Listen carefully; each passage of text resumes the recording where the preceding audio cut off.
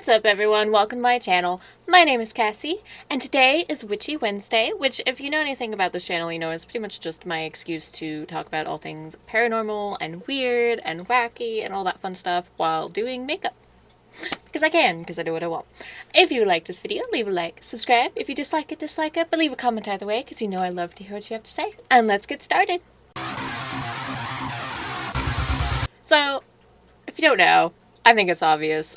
Fall is like my favorite season because it's spooky season and I'm super excited about it. So we're going to probably be doing lots of like Halloween looks and all that fun stuff. So kind of be prepared for that because yeah, I have a lot of Halloween plans. So hopefully I'll have time to do it all. And also on that note, sorry for the like 3-week delay in videos because I had a lot of crap happen and kind of just got worn out and didn't make the time that I should have to actually like make content and edit it. I tried and then I didn't succeed. So I'm actually making some videos in advance this time. So if anything like that happens, hopefully I won't disappear for 3 weeks again. We'll see.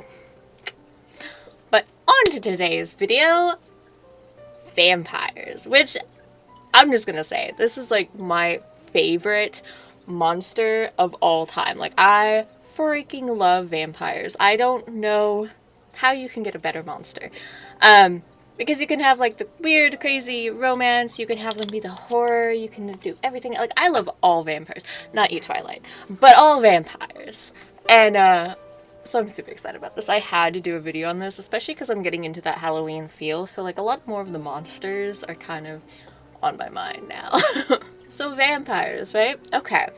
So what is a vampire? I think we all have the general gist of it. Like vampires are pretty quintessential in the horror movie, whatever, Halloween field, I guess you could say.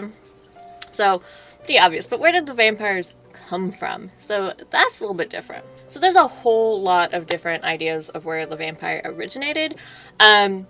Going from the like different diseases like rabies or that one porphyra, whatever. It's when that like you end up getting blisters on your skin if you get too much sun exposure. There's also things like sun allergies and stuff that can cause skin irritations if you're in the sun too long.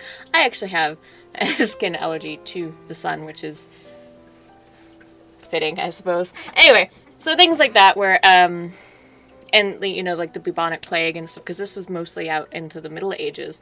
So you had these different diseases that had people either react weirdly to things that they shouldn't, corpses that had, like, blood around orifices that seemed suspicious, or, you know, people who got, like, rabies and stuff who would, like, attack other people. So that's one theory that started this whole vampire craze thing. The other theory is you know, back then,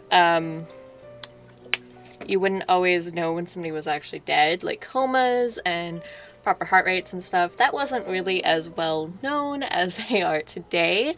So people would get buried alive sometimes. And it actually got to the point where they created like a bell that they would tie a string around and then tie a string around a buried corpse. So if they did wake up in their coffin, they could ring the bell and hopefully somebody would come rescue them.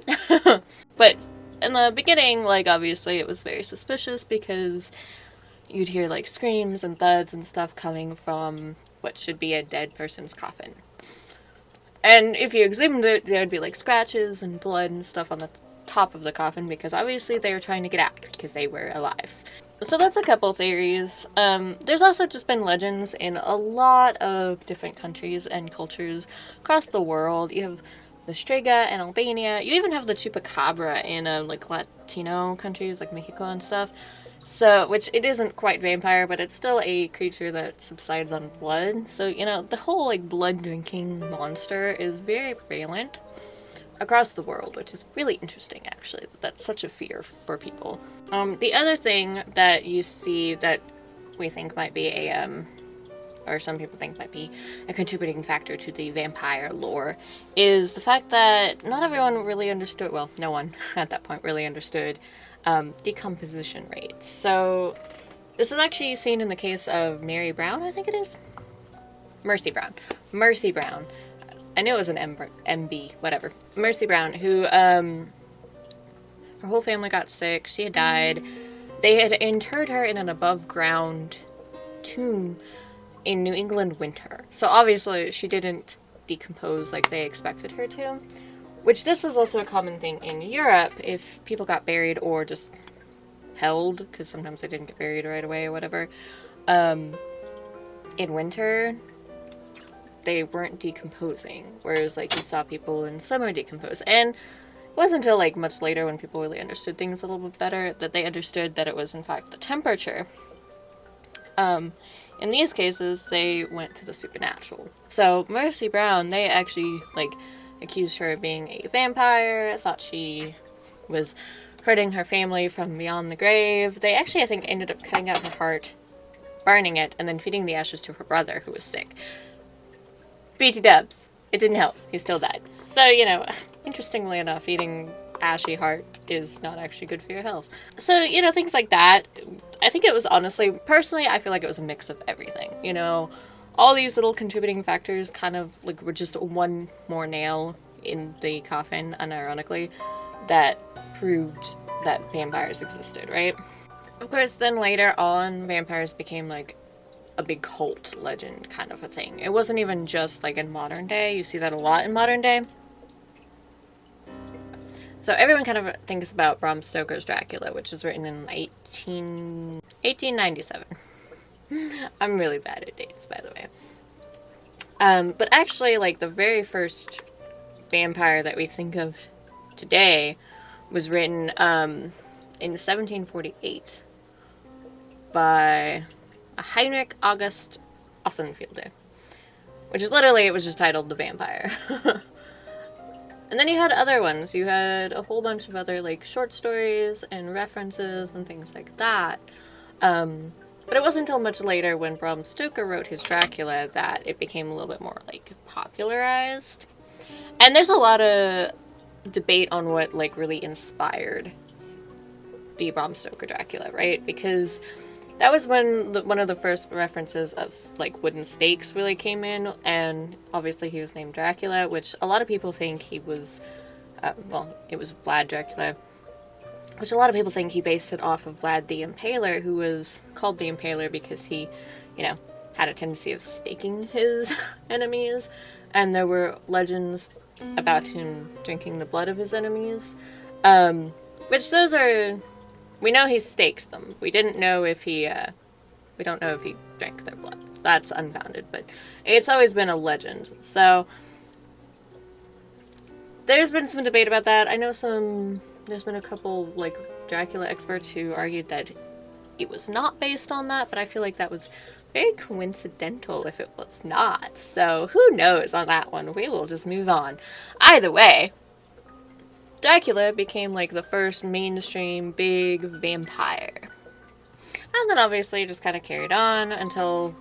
It wasn't actually, like, huge thing until a little bit more recently when you have, like, the advent of Twilight and Buffy the Vampire Slayer and things like that kind of added to it. But vampires have always been in, like, the hearts and minds of people. So, we've never let that one go. So the staking obviously kind of came from the whole Dracula thing, we think, but it did become a pretty prevalent way of, like, defending against it. A lot of, like, protective herbs that you find in a lot of legends, like garlic and stuff, could be used against them. Beheading was a big thing, and there were actually reports of them literally beheading and burning corpses that they thought were vampires. And living people, that was another thing, because, like, mental... conditions were often considered a sign of vampirism, and so, like, it didn't go very well for those people. But, you know. But a lot of the times it really was, like, the corpses, and so they would do beheadings or whatever of that corpse, which is very grisly, but at least they were dead to begin with, so.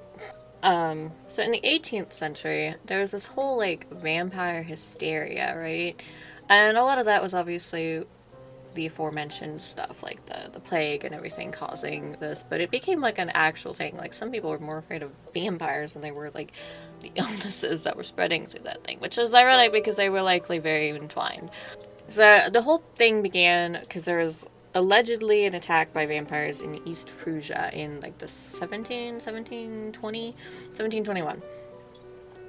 And allegedly, you know. And so that kind of kicked off like this widespread panic of vampires coming for you. And I mean, it was actually like officially recorded. Like one of them, I think the first one that like really kickstarted the official paranoia of it. I can't pronounce these people, but two people, Peter and Milos, will say that, from Serbia. I can't pronounce their last names. I'm not even gonna try. I am going to butcher it. One of them allegedly died and then returned from the dead asking his son for food. Kind of makes me think his son was on a fun trip, but whatever. And then the other one, Milos, was an ex-soldier who was supposed to have, like, allegedly was attacked by a vampire years earlier, died, and then came back. Anyway, these were actually, like, fully recorded and published and everything, which is interesting, because, you know, it shows you just how much, like, people actually, like, really did fear vampires. And that kind of kickstarted the whole 18th century paranoia about it. And it just kind of continued from there. Eventually it tapered off, all of that fun stuff. People kind of got over this whole vampire thing, sort of, and moved on with their lives. But it's interesting that it happened to begin with. And then we have the modern age, right? Where vampires, like I said, have always kind of been a cult classic, always been in the minds of people and cultures around the world. But then you have, like, more of the modern age, and like I said, it kind of, I feel like, this is my opinion, but I feel like it really did kind of, oh, I put it in the wrong drawer. It really did kind of kick off more with, like, Buffy the Vampire Slayer and those kind of, you know, Lost Boys and stuff.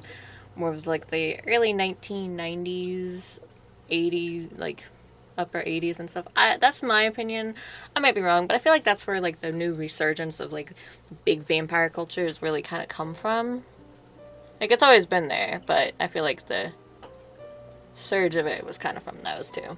But it really did kick off, like, a whole, like, culture, because not only did you have the books and shows and TV things, like, constantly coming out. I mean, you had, like, Buffy the Vampire Slayer and Lost Boys and all of those fun stuff. And then you also had Twilight, and which we don't talk about, Moonlight, and all sorts of books. I've read and watched so many vampire stuff. Vampire Nights and Dance in the Vampire Band and all sorts of things. Like, I am not joking, there's all sorts of things. But it also kicked off, like, a modern vampire, like, actual, like, subculture, which I find really, really interesting, because you have the fans like me who love vampires for being vampires, but then you also have people who think that they are vampires and who act accordingly. So, like, there's an actual, like, whole subculture that you can find in almost every main city, who genuinely believe that they're vampire, part vampire, whatever. Some of them actually drink blood from, like, willing donors. There's whole, like, vampire clubs and stuff that you can go and meet up to have sex with vampires and let them drink your blood. But there are also ones that consider themselves to be energy vampires. I forgot blush, so I'm going to do that next. That don't think that they need blood to survive, but that they need energy to survive, and they consider themselves to, like, they'll, you know, absorb people's energy. Which I find that to be more realistic. Obviously, there's no scientific evidence for anyone that you need blood to survive. But, I mean, we do have a little bit of evidence of people needing some kind of surge of energy, right? Like, not necessarily in that regard, but you have people who are, like, extroverts, introverts, you know, who need to be around people or don't need to be around people, for depending. Do I think it's that easily simplified? No, not really. Do I think that energy vampires, as they proclaim themselves, are just a bunch of extroverts who don't know how to label themselves? I'm not going to necessarily be that disparaging, because obviously we don't really know. I've never had that inclination or need, but I don't know how they really feel.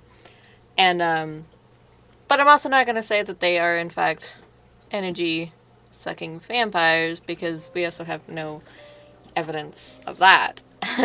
But I will say there is at least a precedence for that, because there are people, you know, you hear the term all the time of just like, you know, man, being in a crowd drains me, or, you know, every time I'm alone for too long, I just get really irritable and jittery. And those are the symptoms that they tend to describe themselves as if they go too long without feeding, is like irritable, jittery, lethargic, whatever. I have a bunch of friends who are extroverts. I am not an extrovert, but I have a bunch of friends who are, and that's kind of how they describe themselves if they don't get to be around people too much, is very just like lethargic and jittery and depressed. So is that the answer? Is that what these vampires, energy vampires, are? So no, I'm not going to necessarily discount that, but it's possible that might be the reason. It's possible it's not the reason. Who knows? Do I believe that anyone needs to drink blood to survive? No. No, not really. I'm big on the science thing as much as I love the paranormal and the weird and the wacky. And I am a witch in real life, and I do believe in magic and all that fun stuff. But to me, magic is just an extension of science, and so, like, I do believe in unusual things, and I have an open mind on a lot of things. I'm kind of iffy on the blood drinking thing. But energy vampires, maybe. Who knows? Like I said, to me, that's not that much different than the whole, like, extrovert thing. So maybe that's what it is. It's something kind of along those lines. Maybe all extroverts are energy vampires. Who knows? Either way, there is a subset, whole secret society of vampires lurking in all of our cities. And vampires themselves have been around for a very, very long time in a lot of different cultures, and I find that super fun and super interesting. And they will still be my favorite Halloween one, regardless of whether or not they end up being real, like these actual blood-drinking vampires in modern time are actually legit. They're still gonna be my favorite Halloween monster of all time. So, that's it for this video. Leave a comment. Let me know if you are a vampire or you know a vampire, what you think of them. I'm really curious, and I will see you next time. Bye!